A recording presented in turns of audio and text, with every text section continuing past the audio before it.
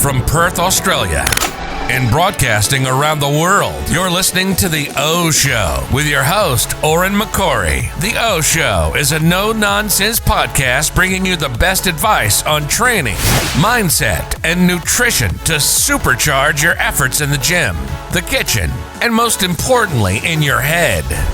Don't forget to share this episode on your social media. Now, let's get to it.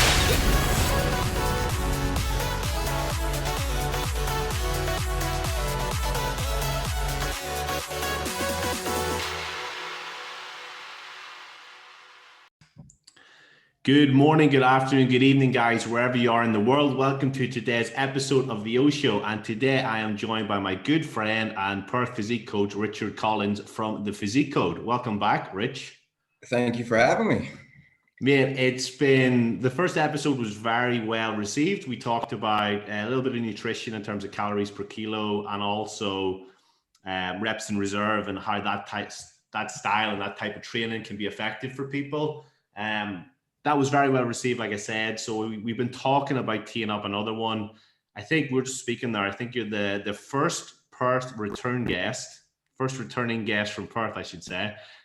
So that's an honor in itself to get back on the O Show with that. I appreciate that. Thank you.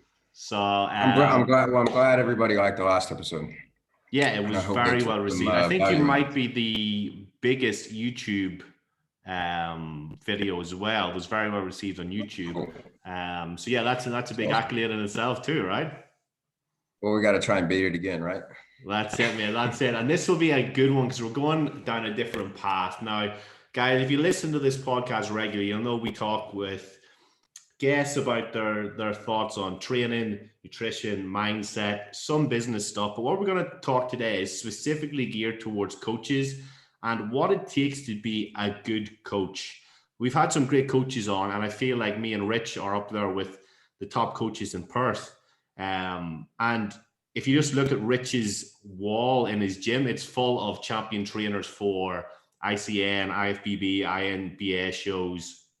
He is a high quality coach. He's done lots of education over the years, and he also educates trainers here in the Perth area on different topics on being a better coach, training, nutrition. So really great to have your experience here, Rich. But let's talk about your journey first before we get into that.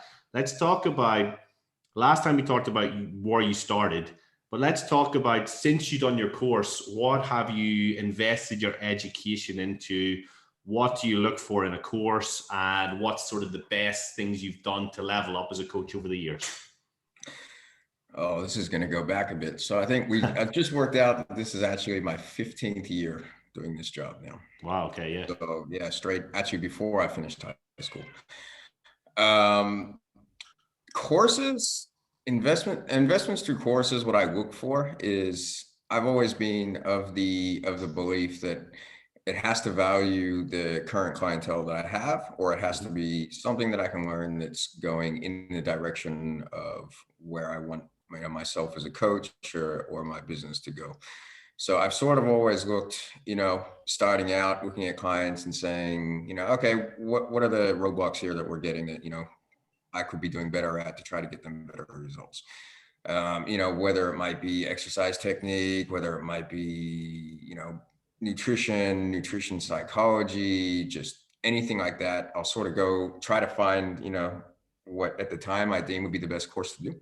To help that out and create a little bit more value for clients. And that's sort of how I look at the courses that I want to do, rather than looking, directly at, what I'm interested in myself.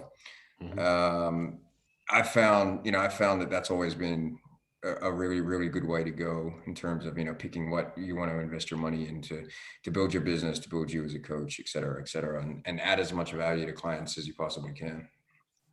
Yeah, absolutely, mate. And I think that's something that will pay back down the line because you're pumping your money and your energy into learning stuff that's going to directly benefit them.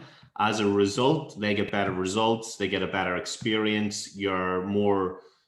Everything you do is more related towards them and geared towards them. And as a result, business grows, right? Absolutely. 100%.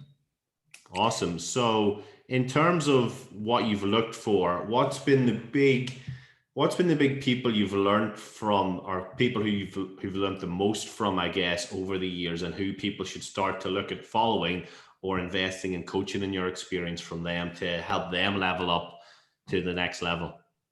Okay, so for trainers that are just beginning, I would always suggest as a course that's phenomenal for a little bit of nutrition, a little bit of training, a little bit of business, and a little bit of mindset would be Phil Learney's Advanced Coaching Academy. I've followed Phil for years and years and years, and he's always been nothing short of incredible. So I think, a lot of what I do now, I still owe towards him.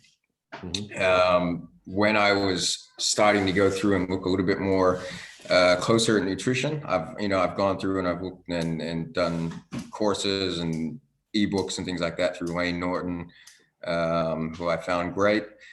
When I was just beginning, it was a little bit, probably a little bit too, I hate using the word, but like sciencey for where my understanding was.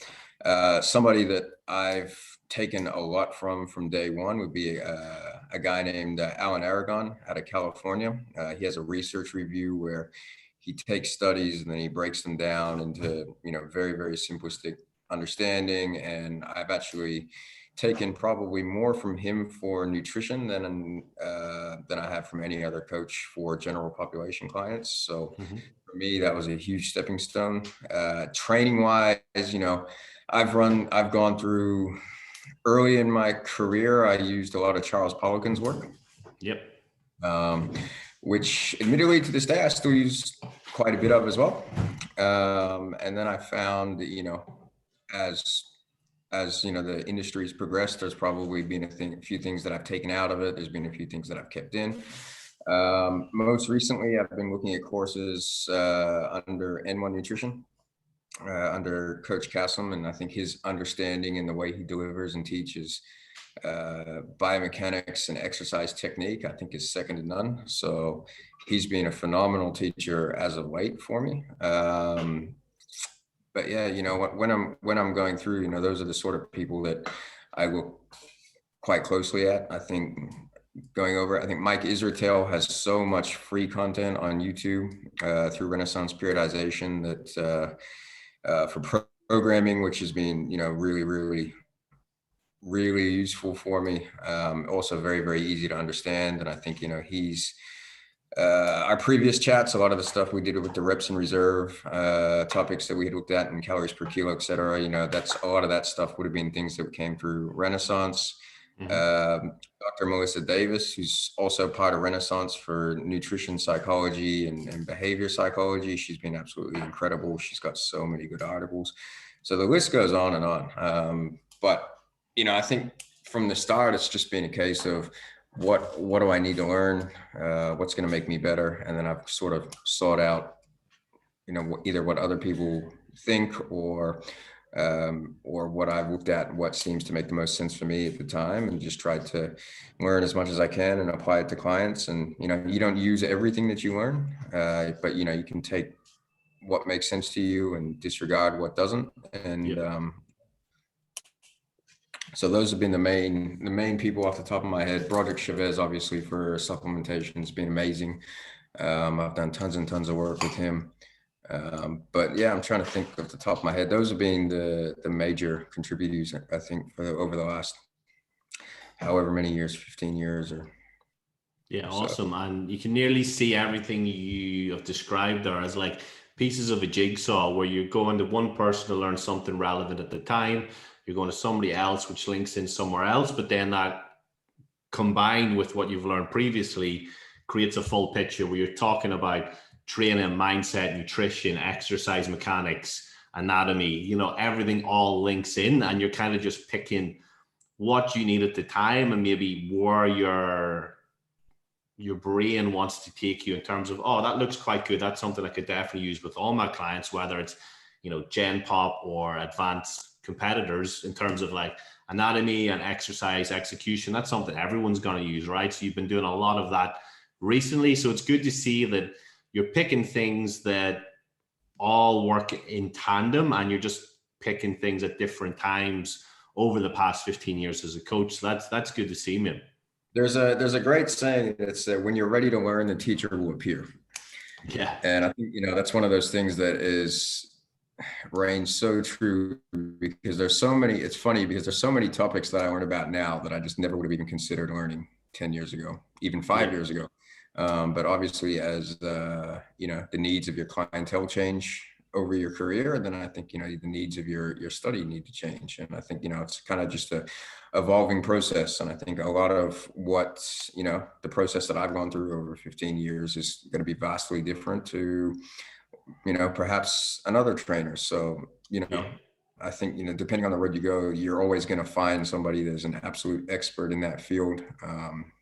So, their top mentors for coaches are going to be so different depending on, whether you go into competition preparation, powerlifting, specifically just a gen pop, pregnancy, sports, anything like that. So it's really cool how you can, coming back to that phrase is, you'll find something that's you're going to need to make you better.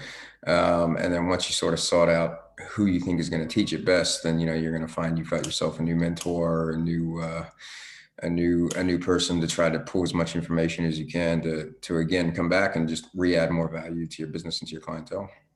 Yeah, absolutely, mate. And I think not only is it based on, the right mentor presenting themselves, but you've also got to gel with that person. You've got to see not only the education, like somebody can be the smartest guy in the world, but you can think they're an absolute dickhead. Vice versa, you could have somebody who's maybe on paper doesn't seem as smart, but can really connect with you on personality level, and they can still provide massive value, but it's more you're drawn to their personality alongside the education. And it's the same with coaching, right? People sign up with us as coaches. The people who sign up with Rich will be for different reasons than people who sign up for me. Maybe they might see me talk about a certain thing versus Rich talk about a certain thing, or the way we present the information that we know. Some people are going to appeal to different things. It's the same with mentors. You've got to find who has the information you need, but also who you're going to gel with. Because if you've got to jump on a Skype call with somebody and actually learn from them one-to-one, or you've got to watch videos of that person talking, like if it's pre-recorded videos and you've got to watch an hour of them a week, like you're not going to want to do it if you think the person's an absolute dickhead. So you've got to make sure that it's a good fit for you and for what you want to learn, but also that you're actually going to want to listen to this person as well. So I mean, that's killer. But one thing as well, you brought up about, the mountain of stuff that RP has on training. Now, one thing that I've noticed, and people who know you will have noticed this, but you tend to bring, pre-COVID, you were bringing the big hitters into the state, into the country, to do seminars for people who are local, right? You had RP here, you've had Broderick here. I've attended both. I'm trying to think of if I attended any more. You're going to bring Dean McKillop over from Queensland for the comp prep one. It's just every year there's like something big. A few more. There's a few more big ones lined up as well. We're just waiting for the timing, but yeah, we've got a few more, so that's going to be exciting. Yeah. So like, how do you go about, like, obviously you're seeing the value they provide, okay? But for you as somebody who has to, pay for these people to fly to WA, you've got to make sure you can get enough people who are willing to be interested in the seminar. How do you go about, picking the right people to come over and help educate the trainers in WA? That's a good question. I don't know. I feel like, well, first of all, I will only try to bring over, and there's lots of people that come over, but I will only try to bring over the people that I believe are going to bring the most value, and bring the best content over. And again, it's a thing where they have to be known enough that it's going to draw in a big enough crowd. So those are definite things to consider.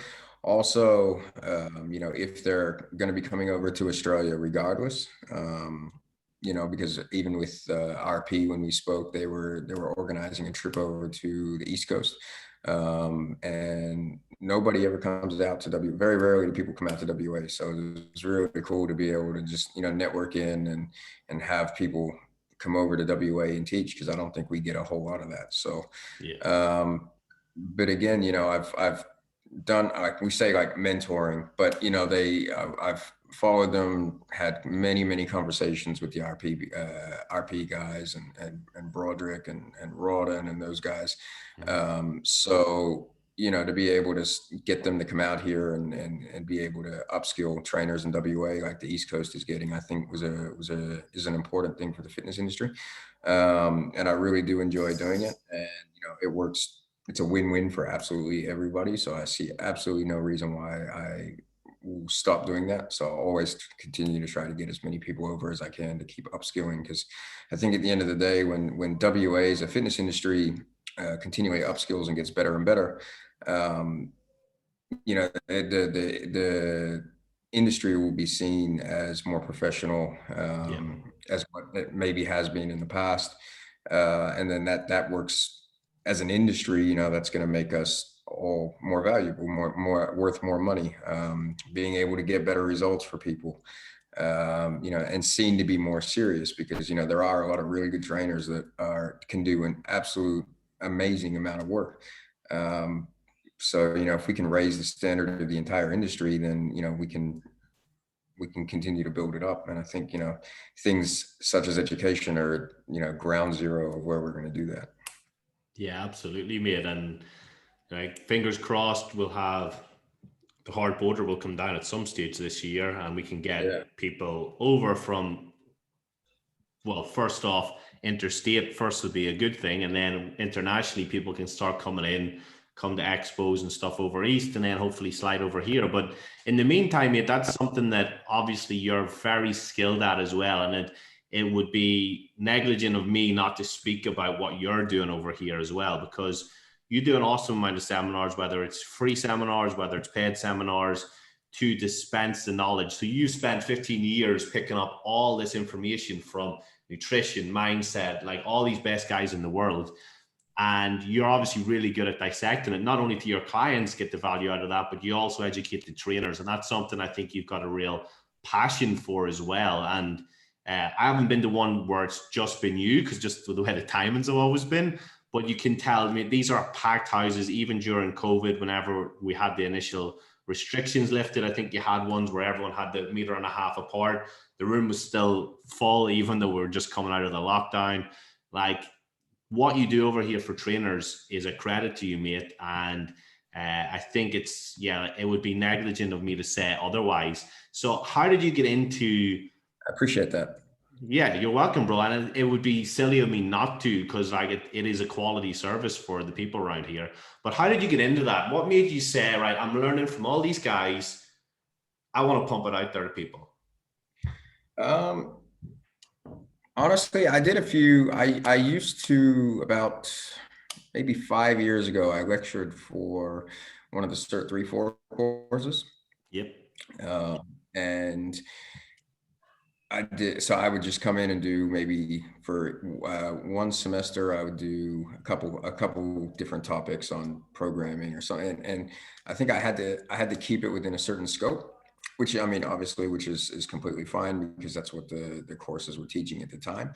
And I just started to really enjoy it. And I figured, I can, if I stepped a little bit more specific into my niche rather than sticking with just the topics that are within the scope of Cert 3 and 4, I had a lot more to offer. And, it was a mix of that versus, the students, once they'd finished Cert 3 and 4, were messaging, asking for a little bit of ongoing education. And I was, just sort of on the basis of, oh yeah, just flick me a message, and if you got any questions, I'll answer them, and things like that. And it just kind of developed. And, I put a couple seminars on about 3 years ago, and they turned out really, really well. And I enjoyed it. And a lot of the students did as well, which is obviously the main thing. And so I've just sort of developed a few different courses over the time, and it's actually turning into one of my favorite parts of the industry now, is going and teaching, whether it's at Cert 3 and 4, or whether it's to gyms to help them be better trainers, or whether we put something on at our gym, so it is very fast now, coming one of the most enjoyable parts of the working in the fitness industry for me at the moment. Yeah, 100%, mate. And I think your passion for it really, it is apparent. Anytime we've had a conversation about it, it's pretty clear. So I think just keep doing what you're doing, mate, because that's it's incredible. And I think people, if trainers in WA are listening to this, especially during these lockdowns where you can't really fly over east to educate yourself from other people, or maybe you don't want to pay for an online course to be sitting behind your screen, go and attend one of Rich's ones, whether it's a free one, whether it's a paid one. You'll always get more, obviously, out of a paid one because you can probably go longer on topics. You don't have any restrictions, like you said, from learning from where the gym that you're training at wants you to cover a certain topic. It's literally your own topic. So you probably get more out of going to one of the ones that Physique Code host, in my opinion, than you would one of the free ones at a fit college or one of these sort of establishments. But I would encourage everyone to attend these and, you know, give you the support, mate, because it is awesome what you're doing. But in terms of building a brand and building your reputation, obviously we're talking about education now. That's one component. You've got to make sure the knowledge is there to get clients the results.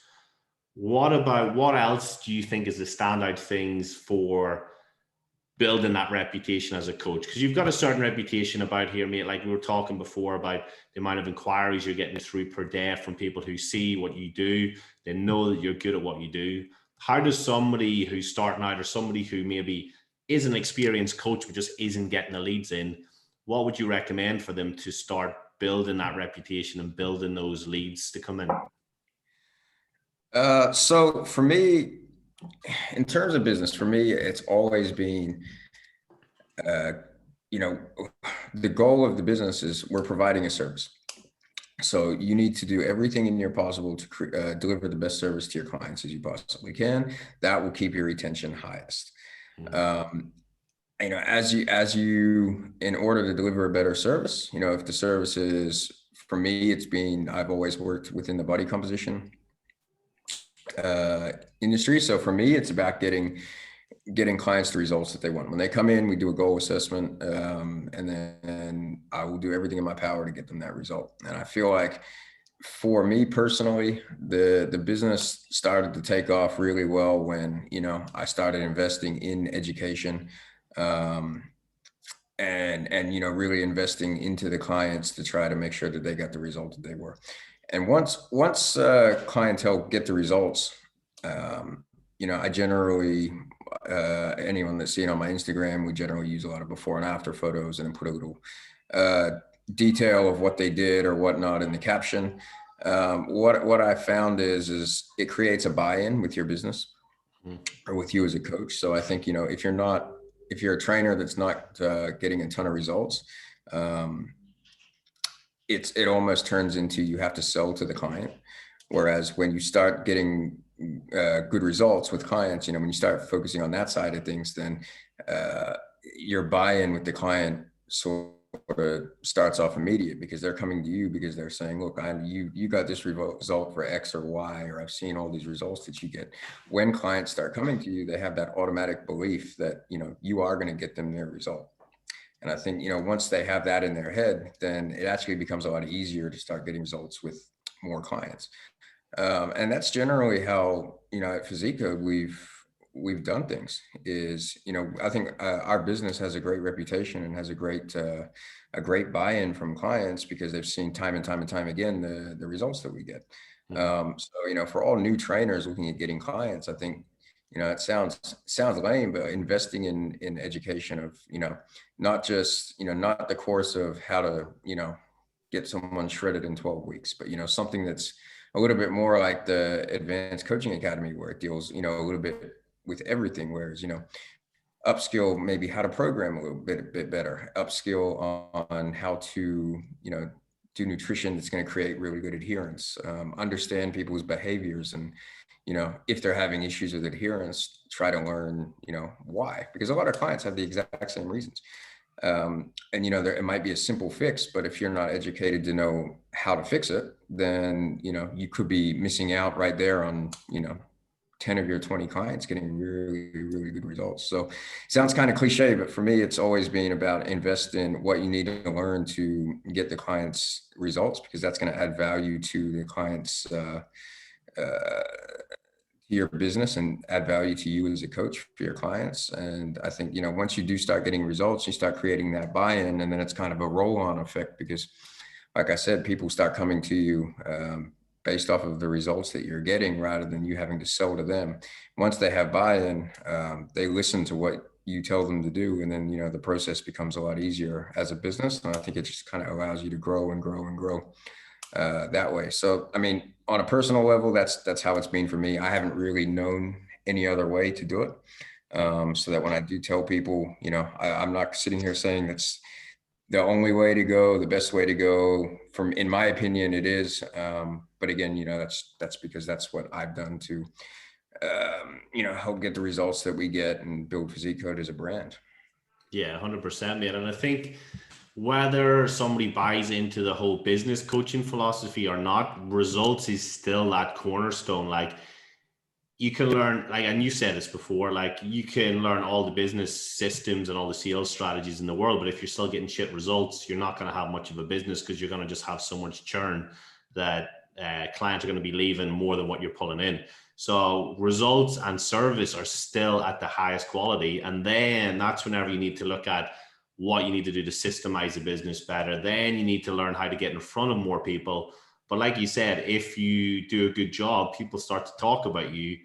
That's where you're going to get that steady stream of leads. And one thing I would say as well, mate, that I was just thinking about when you were talking there, when you look at your Instagram, it is clearly you that's running it, right? It's not, you're not trying to be somebody else.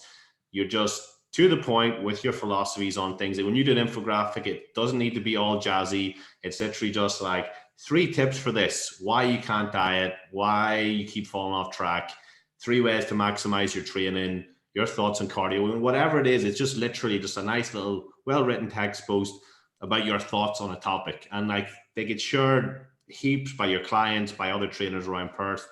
Like, you can tell that the content is good, and it's because you're not trying to be something that you're not. I think a lot of trainers out there will try to, it's like me trying to imitate the style of posts you do. That's just different to the type of posts that I do. Same way you're not trying to do the posts that I do. Like, it's just, we are ourselves as coaches, and we're ourselves as what we put out there. And that's very raw and authentic. And I think that's something that people need to remember, is that alongside the service and the results, it's just also be yourself. Like, just because you see another trainer is doing really well with a certain service or a certain way of marketing, it's a case of you need to just be yourself with it, really, and just make sure that people, because people buy into us as people, they buy into the results and what we are as a brand, but they also buy into us. So we need to remember that in the messaging that we're putting out as well. What do you think? Absolutely, 100%. I agree. And I think, with my content, those infographics that I run up is, the first thing about it is it's a free app that I made the little picture on. That little picture of me, you made me actually take that photo for your Instagram thing. So that's the only reason I got that as well. Just put the Physique Code logo on it. And, it's just straight to the point, put something on. When I do create those posts, I look more, a lot of the time it's, what common problems are my clients facing during the week? And for me, it's, if 3 people that have come in to see me are facing these problems, there's probably 3 million people facing it. Yeah. So, it could be, I could have had the fasted cardio question come up a few times. And I go, yeah, okay, I'll put up a post about that and whatnot. So, that's how I've done mine. It's just, if there's problems, I'll try to create solutions through Instagram content or whatnot. And I think, the buy-in becomes bigger with these posts when there's constant results getting posted up as well.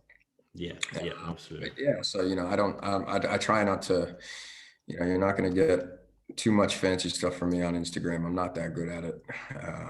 But, if I can deliver some information that I think is going to help people, then, I'm all for it. But otherwise, you're not going to get any super fancy infographics from me, unfortunately. Mate, they don't need to be fancy, right? Like, they're short, sharp, to the point. They're exactly like you. I imagine as a coach, you just literally would be very to the point and tell a client, well, you're not doing this. This is what you need to do. Or you give them a simple solution. Whereas with your posts, it's the exact same thing. It's like a little picture in the corner, remind them of who's posting it, your business logo, and some actionable, knowledge-driven content. Like, it's exactly what it needs to be, mate. And I think it's it's great. But if some people, that's not their personality, in terms of they're not a straight shooter like that, or they're not as clued up on topics, then they shouldn't try to just emulate you with that. I think that's the point I'm trying to make, because then they're just trying to be you, and that's not going to be the same. You put that post up, you might get 3 leads from it. Somebody else puts it up, they might get nothing. You know what I mean? I think as well, actually, going a little back a little bit on what you said, is something with coaches, what they can do when they're first starting out. And I think, there was a time, before there was all this information on the internet, where people were trying to keep their stuff secret, and that was the, big seller. Yeah. I think nowadays you can find anything you want on the internet. You can find any type of training program, any secret that any pro has, anything any amazing coach has, everything like that. It is the information era. So I think, if you can start creating, infographics and giving out as much information as you can for free, I think that's a great way to have clients come through, and working out your demographic of who you want to coach, working out the demographic that watches your social media, and work out what their problems are, and then post about the solutions to those problems. And more often than not, people reading your posts will read something short and sweet. And, if you simplify it and explain it really well, I think, which is also quite a key, it could be somebody's, for example, eating 1,200 calories and not losing weight. Why am I not losing weight? And then all of a sudden, you can put up about output. And, if you're not more active during the day, then, you may not be losing weight because of that. And, that could create a deficit. And something super simple like that. And that people could just go, oh yeah, okay, well, maybe that is me. And then they can turn around. And if you can solve a problem for somebody on social media for free on a post like that, then they're going to automatically, sort of gauge towards you, because you're explaining their issues. And I think it's a good way to get clients as well. So yeah, that's probably a better answer for the question you had before. I just kind of. Yeah, man. And that's like, so many people think about, holding back on their best content. But in reality, if you give people your best, like, our knowledge, like, is in the coaching. Like, the beauty of coaching is that we can apply the knowledge based on where people are at. So by telling people, simple ways to work out your macros, or, giving them your best content for free, that's not downplaying our coaching in the slightest, because all you're doing is giving them a snippet of what we got up here. And then they're like, oh shit, that's really valuable. What, he's giving that out for free. What happens if I hire this guy? Like, well, what can I achieve with this guy, So I think that's massive as well. And just like hit into what people are struggling with as well, because like you said, if 3 people come to you with a problem, it deserves a post, because there's probably 3 million other people out there that are struggling with it too. Yeah. And I think, as a coach, I think, I know some extremely intelligent coaches that are, ridiculously smart, but the way that they are able to take that complex information and break it down into simplicity, probably they're not quite as skilled at that. And I think, so I think, and then you see them and they're not quite as successful, even though they have all the knowledge in the world to get anybody results. I think it comes down to as well is how well you can explain it to people, and if you can take a complex issue and break it down in a way that, a primary school kid can understand, then everybody will be able to understand it regardless of who they are. So I think, there's an art to coaching, and if you follow me or look at a lot of my posts, I do a little segment called Science versus Art, which is, for example, it could be, the dieting is, we all know we have to be in a calorie deficit, but the art of it is, creating a way that they're going to be adherent to the deficit. So same sort of thing again. And I think, the way you communicate to clients and the way you can take, either basic or complex protocols, or just, within any situation, and explain it to them in a way that they understand and they're willing to adhere to, I think, is one of the biggest things in coaching. Mm-hmm. Absolutely, man. And content, you can give the information out for free, but, in terms of the actual coaching, that's when you can be able to, break things down in a way and individualize it for a specific person to create as much adherence as possible. And, a lot of that is actually what people are paying for in coaching, rather than the actual information. Yeah, absolutely. And to put your own little analogy of science versus art, the science is the Instagram post, the art is the actual coaching of what they need Yeah, along the absolutely. way. So that's a perfect little one, mate. And I think like those little tips, man, that's heaps alone for people to, build a brand, build a business, build a reputation, starting from whether it's ground zero or whether they're a seasoned trainer who just wants to get a bit better, a bit busier, a bit more money in the bank from being such a successful coach. So I think we give enough away about, what to do as a trainer. Let's talk about what not to do, because we briefly touched on this before we jumped on, but there is certain big no-nos, and this is a pet peeve of yours as well, which is why we're going to bring it up and get you fired up right at the end here. It's going to be the last thing we talk about, but what really frustrates you about what people currently do now with their marketing or as trainers or as professionals, and what should people not get into the habit of if they don't do it? Well, the first thing would be, and I think I've spoken about this on every single podcast I've ever done. Anyone that's been to one of my seminars knows this as well. Is focus on having a good service before you focus on trying to get as many clients in as you possibly Yep. can. I think that is an absolute career killer when if you're unable to get results for 3 or 4 clients, having 40 is just it's actually going to be great for short-term income, horrible for long-term income, Yep. horrible as a career because the last thing fitness industry is quite small, so the last thing you want is to have a bunch of people say they trained with you for X amount of weeks and they didn't get a single result. So I think coaches need to start focusing on getting the results with the clients they have and client retention and trying to be the best coach they can for the clients. And then once they're getting results with their clients, then start moving on and trying to build a business by getting more clients in and things like that. And then the second of all, the one that you probably want to hear that a lot of people love is, I think people on social media has gone quite different the last 5 years. Before it was you would have a business page on Facebook and then a personal page, and they're completely separate. Yeah. With the introduction of Instagram, I think it's very easy for people to find a business page, or with the algorithms, it'll go to personal pages first unless you pay for advertising or anything like that. And I think it's very easy now for businesses to or trainers, using their business and their personal page together.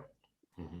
And going through and one of the things that any of my mentor students, and a couple of them, they'll probably laugh when they hear this because I get into them a lot, is posting, going out on the weekends and getting absolutely hammered and then coming into work on Monday and their values versus what they're trying to teach clients are completely mismatched. Mm-hmm. And I think if you're A, it's not good for your current clients to see that. And B, I think if you have potential clients that are looking at you for a coach, they're going to find you on social media. So whether you think it's a business page or it's not a business page, it is a business page. Everything you do is advertised. And I'm not sitting here saying don't go out and enjoy yourself and put it on social media. But, when you got videos of yourself blind drunk on a Saturday night, and then Monday morning you come in and, I got limited spaces for PT. I'm trying to, who wants to train with me? Let me achieve your health and fitness goals. And I think, from a business side of things, that's a killer, because all it takes is, if you have 5 people that are potentially looking to train with you and they jump online and they see those videos on a Saturday night versus a trainer that doesn't post that, they may do it, they may not, who knows, but, against somebody that doesn't, and, you're going to, the trainer that's, living by his own on social media as well, living by his own values of what he's trying to teach to the clients, is going to get the client every single time.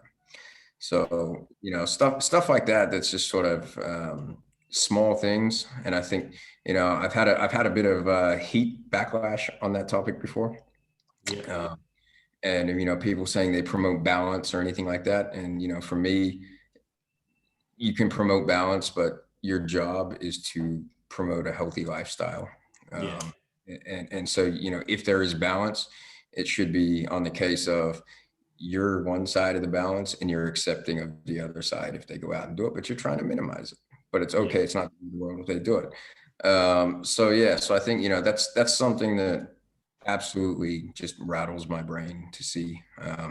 And the easiest way to put it is if you go find any of the top trainers in WA, you go find any of the top trainers in the world, anywhere, find me one of them that does that. Yeah. They don't. And, I'm not saying it's the only reason, but it's definitely, to be one of the top trainers, you got to have there's many facets to it. And that is definitely one. So I think, if you want to be taken and seen as a professional in the workplace, you still have to represent yourself, through anywhere where clients can see you, is an advertisement, whether you like it or not. So I think it's something people need to keep in mind when they're, using advertising for an account at the same place that they're advertising snorkels on a Saturday night or something like that. Yeah, like we don't want to get into that culture of, posting your night side and your nose beers on the weekend, right? Like you do need to promote balance. Beers, that's against the law. Yeah, that's true. Yeah, that is against the law. But yeah, like you should promote a bit of yourself on, your lifestyle on social media, right? But you got to remember, it's as a professional, and somebody told me this before. I think it was a previous business coach, that think of it as business media. Yeah, it's social media, but it's your business. You are your business. You are what people are drawn to. So, like, I will always post stuff with Esther and Evie. I'll post, like, if I'm having a meal off plan. If I'm on odd occasion I'm having a drink, I'll post it. Or if I go out with clients for a drink, I'll post it. But it's not, videos of me blind drunk. It's not me downing drinks at the bar. It's not videos of the nose beers or the credit card out, lying on the table. It's like, it's enough of you to promote that balance and show that without showing that one side. And like you say, you can't, if you are going to showcase that side, then you can't be pissed off at clients when they go out and get blind drunk or have takeaways. Like, you've got to be accepting of the fact, like a lot of these trainers who do that, I think this is what you're kind of getting at as well, is that they will not, they'll be very regimental and expect their clients to be perfect all the time, whenever in reality, what they're showing on social media just isn't motivational or inspirational enough. And it's a case of, well, if that guy's doing it, why I'm just going to do it as well. I'll go out and have a few beers tonight too, because my trainer's out. Absolutely. And I think, you gotta, you want your clients to build good habits. And I think if you're constantly showing poor habits, then it does your business a disservice. And I think it also does your potential clientele a disservice, I think, as well. Not just your clients, but also your potential clientele, which I think that's probably a bigger thing. In terms of advertising, like I said before, if you're out blind drunk every Saturday night versus somebody that's just out for dinner, having a nice night, focusing on lots of stuff about information and content on work and things like that, then I feel like, that person's they're going to pick that person every time over the person that's out drinking and whatnot. And I think, it's not a bad thing to show personality, like you were saying, like an off meal or whatnot. And I try to show mine with memes. I might put up a couple inappropriate memes or something like that. They're just funny, and they just get people laughing or whatever and whatnot. But I think for people, it's just to bear in mind that everything is like you said is business advertising, regardless of whether it's a personal account or it's not. And if you want to have an account like that, it's got to be not your name, on private, something that potential clients can't see. So, I'm not saying don't do it. I'm just sort of saying, from an advertising point of view, I think it's something that is an absolute business killer. That I think, is a big no-no. That it's not that hard to change, but it does make a big difference in the scheme of things.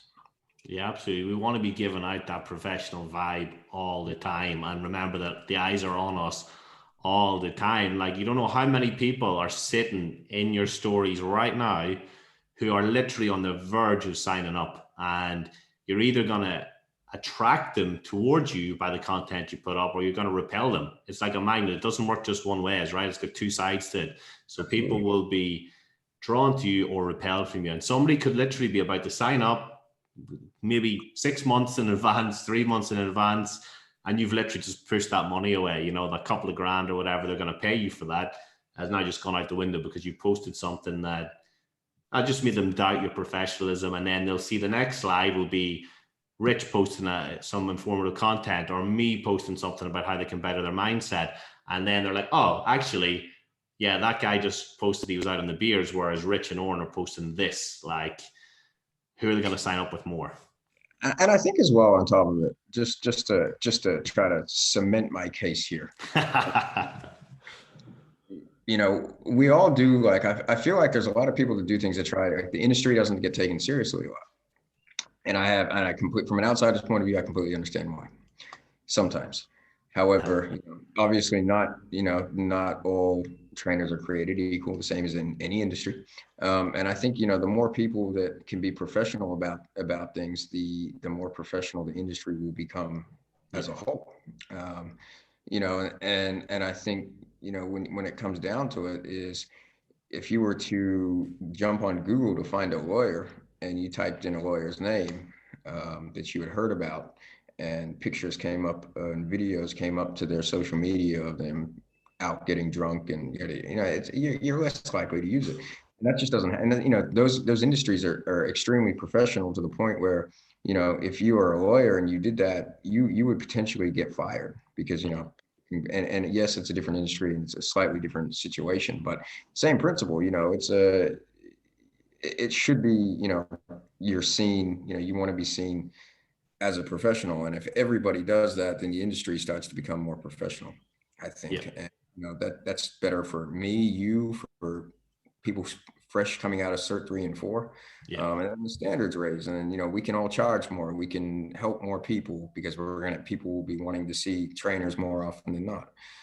So all these things, are gonna help not only just raise, coaches, but they're gonna help the whole industry build up and be better, which I think is going to be, good for everybody. So just a thought on the top of my head anyhow, but that's just kind of one of my pet peeves. But yeah, man, 100%. Yeah, that's the reason behind it.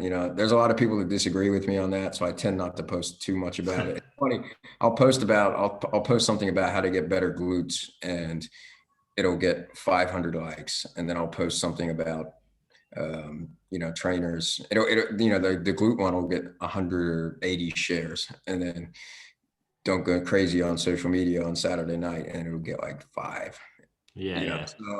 So again, it's one of those things that I think a lot of people may disagree with me on, and if that's the case, then that's okay.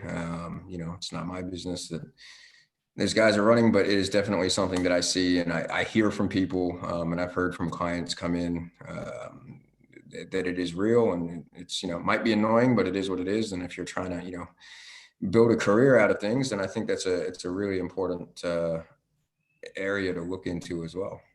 Yeah, 100%, man. I think that's a really good one to finish with. Be professional, stay professional, and business will skyrocket pretty much. So, Rich, I wanted to finish, mate. People can obviously find you through the Physique Code website. Your own Instagram is Richard Physique Code. Any spaces there? Physique Code. Richard _ Physique Code. There's the main Physique Code page.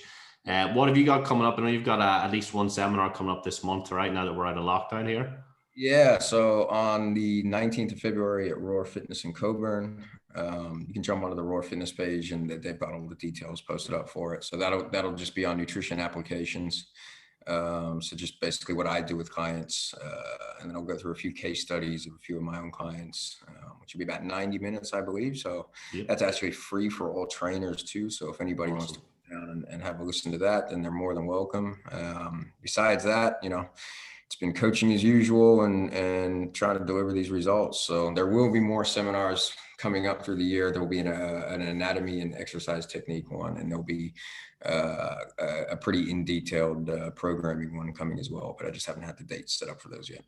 Yeah, awesome. So we'll have to you have to let me know when they're out there, and I'll post them on my social media as well. Obviously, to get more people involved if they don't already follow you, because those will be massive value to the WA community, mate. Whether it's like anatomy and exercise technique, that applies to everyone listening to this who's in WA, not just coaches. So Programming absolutely. doesn't matter if the execution is wrong. That's one thing that, you can have the best program in the world, but if the way you do it is not right, then it's not worth anything. So it's important. 100%.